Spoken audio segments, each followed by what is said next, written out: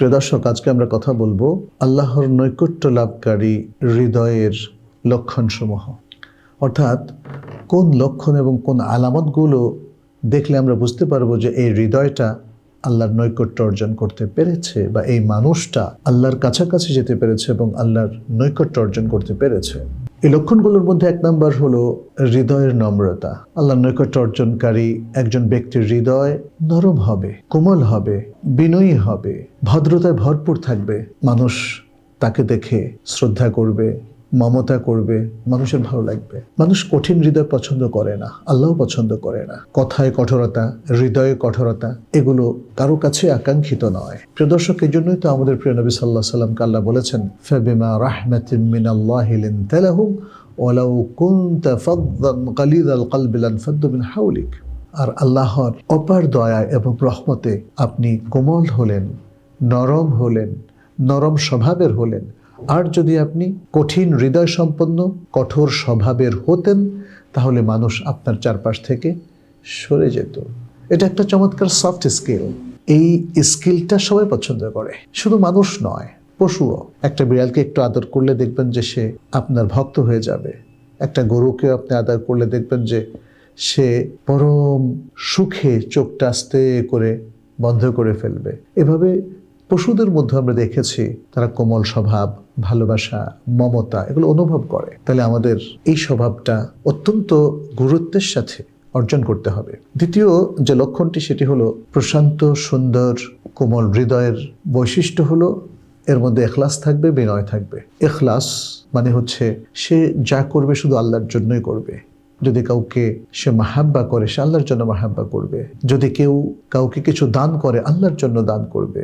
যদি কখনো সে সুন্দর আচরণ করে অন্য মানুষদের সাথে, সে আল্লাহকে খুশি করার জন্য সেটা করবে। ফলে তার এই আচরণটা হবে নির্ভেজাল, নিখাদ, চমৎকার। ইখলাস একজন মানুষকে অনন্য উচ্চতায় নিয়ে যায়। কারণ সারা পৃথিবীর কোনো মানুষের কাছে তার দুনিয়াবি কোনো স্বার্থ নাই, তার সকল স্বার্থ মহান রাব্বুল আলামিনের কাছে। ফলে দুনিয়ার কোনো মানুষের কাছে কিছুই সে চায় না। কোমল হৃদয়ের অধিকারী মানুষের এই হলো বৈশিষ্ট্য। আর তার মধ্যে থাকবে বিনয়। ইখলাস এবং বিনয় একে অপরের পরিপূরক। তার মধ্যে উদ্ধত ভাব থাকবে না, অহংকারী ভাব থাকবে না। কারণ আল্লাহর মুখলেস বান্দারা কখনোই অহংকারী হয় না। আর হৃদয় যদি সুন্দর থাকে, হৃদয়ে যদি কোমলতা থাকে, সেই হৃদয় কখনো অহংকার করতেও পারে না, তাই না? অতএব আমাদের এরকম আরেকটা বৈশিষ্ট্য অর্জন করা দরকার। আল্লাহর নৈকট্য অর্জনকারী কোমল হৃদয়ের আরেকটা বৈশিষ্ট্য হলো ইবাদতে প্রশান্তি লাভ করে। সে ইবাদতটাকে সে এনজয় করে, সে ইমানকে এনজয় করে, সে সালাতকে এনজয় করে, সে সিয়ামকে এনজয় করে। এভাবে সে প্রত্যেকটা ইবাদতকে সে প্রশান্তির একটা উপকরণ হিসাবে অনুভব করে। এটা অনুভব, এটা দেখানোর কোনো বিষয় না, রিয়ার কোনো বিষয় না। একজন ব্যক্তি যে আল্লাহকে ভালোবাসে, আল্লাহ নৈকট্য চায়, নৈকট্য অর্জন করার জন্য অবিরাম কসরত করে যাচ্ছে, তাহলে সে দেখবেন যে নিয়মিত সালাত পড়বে। সে ঘুম থেকে উঠতে, ইভেন শীতের দিনেও তার কষ্ট হবে না। সে কষ্ট করে হজ করতেও সে আনন্দ পাবে। সে উপবাস ব্রত পালন করার মধ্য দিয়ে রমাদানের সিয়াম পালন করতেও সে আনন্দ পাবে। এভাবে যত ইবাদত তাকে করতে বলা হয় সে সবটাই করবে।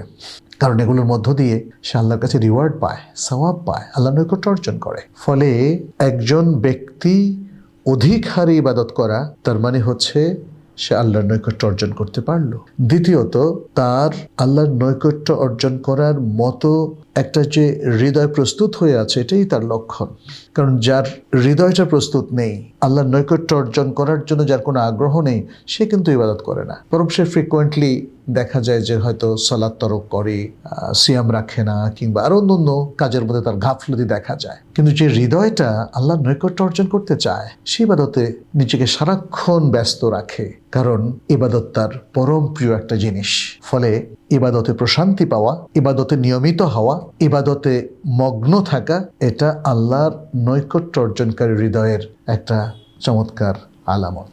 আল্লাহর নৈকট্য অর্জনকারী হৃদয়গুলোর আরেকটা বৈশিষ্ট্য হলো গুনাহ এবং পাপ কাজে সে অস্বস্তি ফিল করবে যদি কখনো সে করে ফেলে। মূলত পাপ কাজকে সে ঘৃণা করবে। পাপ কাজের সাথে তার কোনো বন্ধন হবে না, সম্পর্ক হবে না। সে পুণ্য বান্ধব হবে, সে পুণ্য কাজে মজা পাবে।